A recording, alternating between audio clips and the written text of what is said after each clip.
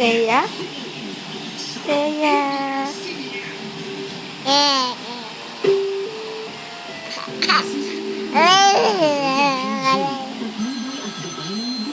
Dito na!